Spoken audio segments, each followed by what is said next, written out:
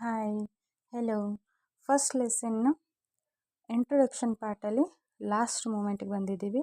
ವಾಸ್ತವಿಕ ಮತ್ತು ಮಾದರಿ ಅರ್ಥಶಾಸ್ತ್ರ, ಸೂಕ್ಷ್ಮ ಮತ್ತು ಸಮಗ್ರ ಅರ್ಥಶಾಸ್ತ್ರ, ಇವುಗಳ ಒಂದು ಅರ್ಥ ವಿವರಣೆಯನ್ನು ತಿಳ್ಕೊಂಡ್ರೆ ಫಸ್ಟ್ ಲೆಸನ್ ನಮಗಿಲ್ಲಿ ಕಂಪ್ಲೀಟ್ ಆಗ್ತದೆ.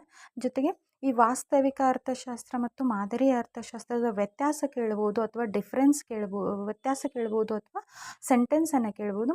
ಸೂಕ್ಷ್ಮ ಮತ್ತು ಸಮಗ್ರ ಅರ್ಥಶಾಸ್ತ್ರದ ವ್ಯತ್ಯಾಸವನ್ನು ಕೇಳ್ಬೋದು ಅಥವಾ ಸೆಂಟೆನ್ಸನ್ನು ಕೇಳ್ತಕ್ಕಂಥ ಚಾನ್ಸ್ ಅದ. ಇವೆರಡು 2 ಮಾರ್ಕ್ಸಿಗೆ ಬೀಳ್ತಕ್ಕಂಥ ಇಂಪಾರ್ಟೆಂಟ್ ಕ್ವಶನ್ ಅಂತ ಹೇಳ್ಬೋದು. ಸೊ ಫಸ್ಟ್ ಈಗ ವಾಸ್ತವಿಕ ಅರ್ಥಶಾಸ್ತ್ರ ಅಂದ್ರೇನು ಅನ್ನೋದನ್ನು ನೋಡೋಣ. ಸೊ ಈ ವಾಸ್ತವಿಕ ಅರ್ಥಶಾಸ್ತ್ರ ಅಂತಕ್ಕಂಥದ್ದು ಇದು ಇದ್ದ ವಿಷಯಗಳನ್ನು ಏನು ಮಾಡ್ತೈತಿ,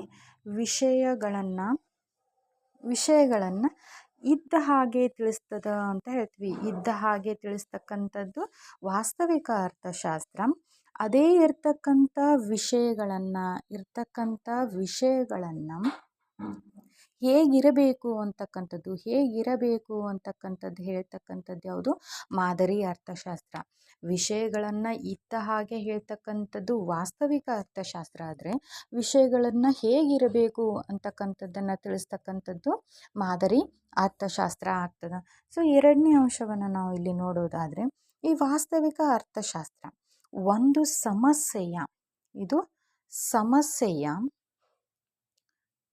ಒಂದು ಸಮಸ್ಯೆಯ ಕಾರಣ ಮತ್ತು ಪರಿಣಾಮಗಳನ್ನು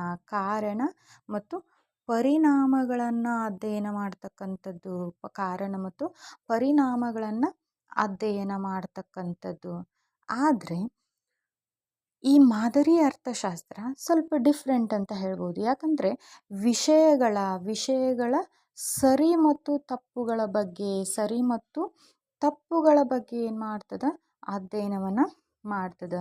ಮಾದರಿ ಅರ್ಥಶಾಸ್ತ್ರ ಸರಿ ಮತ್ತು ತಪ್ಪುಗಳ ಬಗ್ಗೆ ಅಧ್ಯಯನವನ್ನು ಮಾಡ್ತಕ್ಕಂಥದ್ದು ಅಂತ ಹೇಳ್ಬೋದು. ಸೊ ಥರ್ಡ್ ಪಾಯಿಂಟ್ ಇದರಲ್ಲಿ ನೈಜ ಸ್ಥಿತಿಗಳ ಬಗ್ಗೆ ವ್ಯವಹಾರವನ್ನು ಮಾಡ್ತೈತಿ. ಅಂದರೆ ಇದ್ದ ಹಾಗೆ ಹೇಳ್ತಕ್ಕಂಥದ್ದು ಅಂತ ಏನದ, ಇದು ನೈಜ ಸ್ಥಿತಿಗಳ ಬಗ್ಗೆ ವ್ಯವಹರಿಸ್ತಕ್ಕಂಥದ್ದನ್ನು ನಾವೇನಂತ ಹೇಳ್ತೀವಿ, ವ್ಯವಹರಿಸ್ತಕ್ಕಂಥದ್ದನ್ನು ವಾಸ್ತವಿಕ ಅರ್ಥಶಾಸ್ತ್ರ ಅಂತ ಹೇಳಲಾಗ್ತದೆ. ಅದೇ ರೀತಿ ಈ ಮಾದರಿ ಅರ್ಥಶಾಸ್ತ್ರ ಅಂತಕ್ಕಂಥದ್ದು ಆದರ್ಶ ಸ್ಥಿತಿಗತಿಗಳ ಬಗ್ಗೆ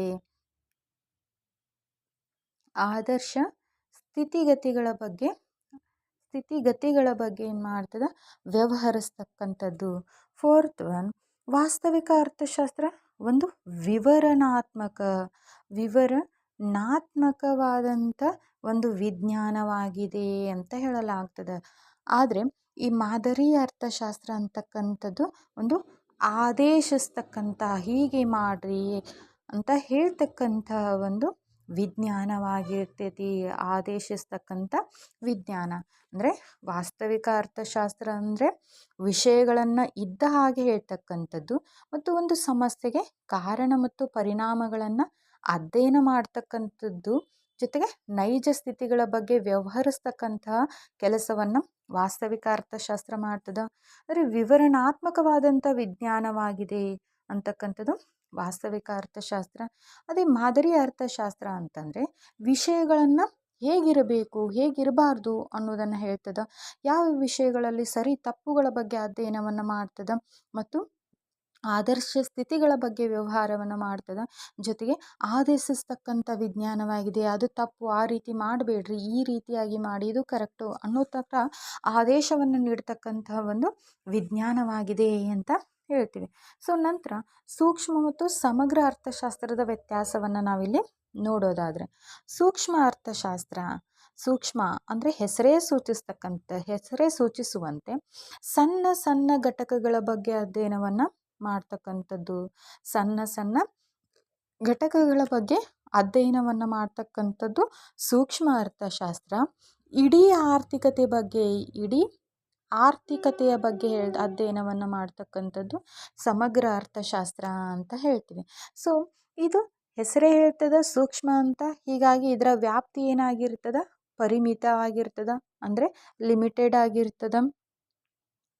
ಆದರೆ ಸಮಗ್ರ ಅರ್ಥಶಾಸ್ತ್ರದ ವ್ಯಾಪ್ತಿ ಏನಾಗಿರ್ತದ, ವಿಶಾಲವಾಗಿರ್ತದೆ. ಯಾಕೆಂದರೆ ಇಡೀ ಆರ್ಥಿಕತೆಯನ್ನು ಅದು ಅಧ್ಯಯನ ಮಾಡ್ತಕ್ಕಂಥದ್ದು.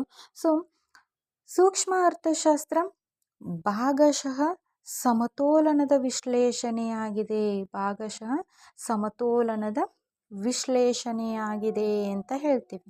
ಸೊ ಭಾಗಶಃ ಸಮತೋಲನದ ವಿಶ್ಲೇಷಣೆಯಾಗಿದೆ. ಆದರೆ ಸಮಗ್ರ ಅರ್ಥಶಾಸ್ತ್ರ ಸಾಮಾನ್ಯ ಸಮತೋಲನದ ವಿಶ್ಲೇಷಣೆ, ಸಾಮಾನ್ಯ ಸಮತೋಲನದ ವಿಶ್ಲೇಷಣೆಯಾಗಿದೆ ಅಂತ ಹೇಳ್ಬೋದು.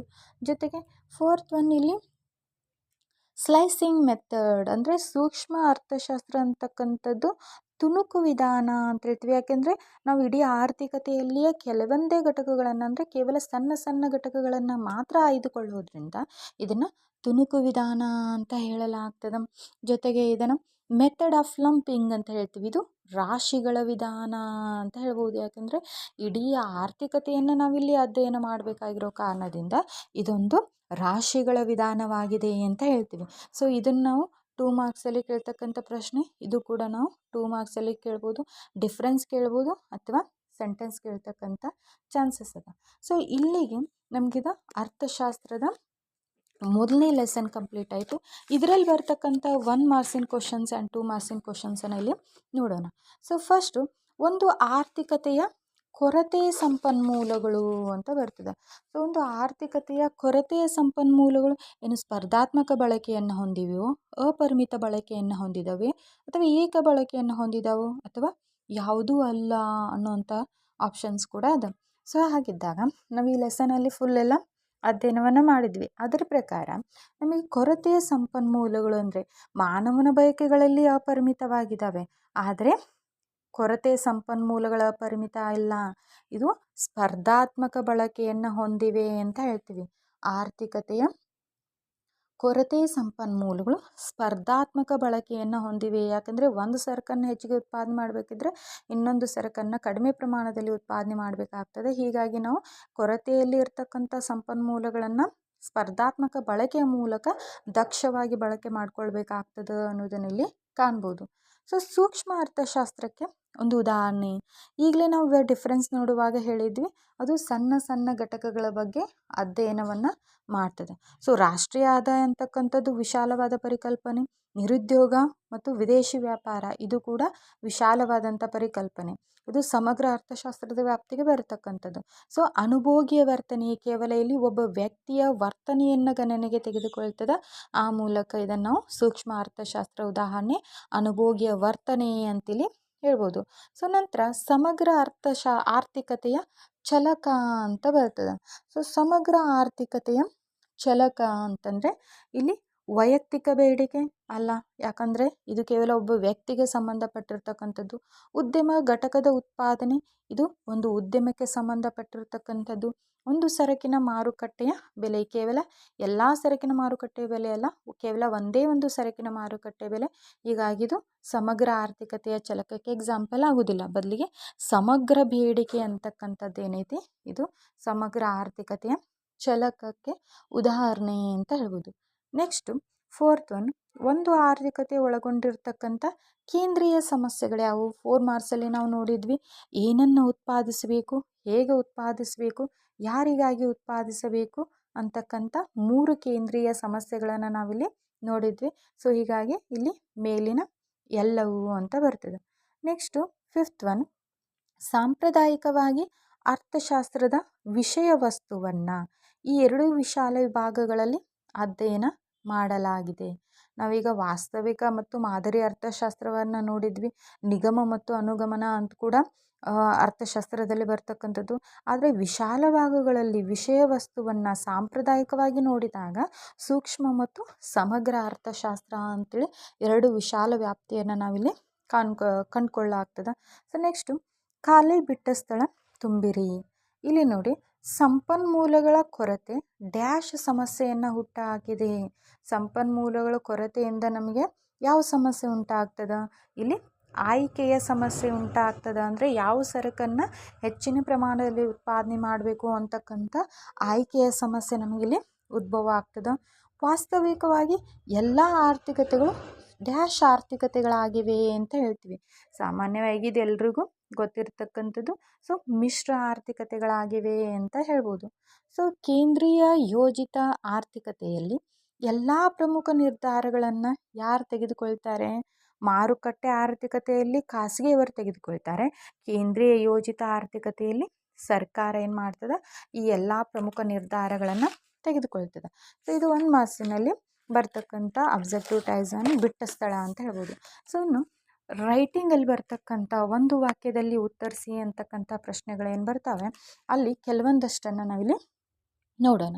ಈಗ ಸೂಕ್ಷ್ಮ ಅರ್ಥಶಾಸ್ತ್ರ ಅಂದ್ರೇನು ಅಂದರೆ, ವಿವಿಧ ಸರಕು ಮತ್ತು ಸೇವೆಗಳು ಮಾರುಕಟ್ಟೆಯಲ್ಲಿ ವೈಯಕ್ತಿಕ ಆರ್ಥಿಕ ಪ್ರತಿನಿಧಿಗೆ, ಒಬ್ಬ ಅನುಭೋಗಿ, ಒಬ್ಬ ಉತ್ಪಾದಕ, ಒಂದು ಉದ್ಯಮ ಮುಂತಾದ ವರ್ತನೆಯನ್ನು ಅಧ್ಯಯನ ಮಾಡ್ತಕ್ಕಂಥ ಶಾಸ್ತ್ರವನ್ನು ನಾವಿಲ್ಲಿ ಸೂಕ್ಷ್ಮ ಅರ್ಥಶಾಸ್ತ್ರ ಅಂತ ಕರಿದ್ವಿ. ವಿವಿಧ ಸರಕು ಮತ್ತು ಸೇವೆಗಳು ಮಾರುಕಟ್ಟೆಯಲ್ಲಿ ವೈಯಕ್ತಿಕ ಆರ್ಥಿಕ ಪ್ರತಿನಿಧಿಗೆ, ಒಬ್ಬ ಅನುಭೋಗಿ, ಒಬ್ಬ ಉತ್ಪಾದಕ, ಒಂದು ಉದ್ಯಮ ಮುಂತಾದ ವರ್ತನೆಯನ್ನು ಅಧ್ಯಯನ ಮಾಡ್ತಕ್ಕಂಥ ಶಾಸ್ತ್ರವನ್ನು ನಾವು ಸೂಕ್ಷ್ಮ ಅರ್ಥಶಾಸ್ತ್ರ ಅಂತ ಕರಿದ್ವಿ. ಸೊ 2ನೇ ಪ್ರಶ್ನೆ, ಆಯ್ಕೆಯ ಸಮಸ್ಯೆ ಏಕೆ ಉದ್ಭವ ಆಗ್ತದೆ? ಯಾಕಂದರೆ ಸಂಪನ್ಮೂಲಗಳು ಕೊರತೆಯಲ್ಲಿದ್ದು ಅವು ಪರ್ಯಾಯ ಉಪಯೋಗಗಳನ್ನು ಹೊಂದಿರುವುದರಿಂದ ನಮಗೇನಾಗ್ತದೆ? ಆಯ್ಕೆಯ ಸಮಸ್ಯೆಯಲ್ಲಿ ಉದ್ಭವ ಆಗ್ತದೆ. ನಂತರ ಈಗ ತಾನೇ ನೋಡಿದ್ವಿ ಮಾರುಕಟ್ಟೆ ಆರ್ಥಿಕತೆ. ಯಾವ ಆರ್ಥಿಕತೆಯಲ್ಲಿ ಎಲ್ಲ ಉತ್ಪಾದನಾ ಸಾಧನಗಳು ಖಾಸಗಿಯವರ ಒಡೆತನದಲ್ಲಿದ್ದು ಎಲ್ಲ ಸರಕು ಸೇವೆಗಳ ಉತ್ಪಾದನೆಯನ್ನು ಖಾಸಗಿಯವರೇ ಉತ್ಪಾದನೆಯನ್ನು ನಿರ್ವಹಿಸ್ತಿದ್ರ ಅಂತಹ ಆರ್ಥಿಕತೆಯನ್ನು ನಾವು ಏನಂತ ಕರಿತೀವಿ? ಮಾರುಕಟ್ಟೆ ಆರ್ಥಿಕತೆ ಅಂತ ಕರಿತೀವಿ. ಜೊತೆ ಕೇಂದ್ರೀಯ ಯೋಜಿತ ಆರ್ಥಿಕತೆ ಅಂತ ಬರ್ತದೆ.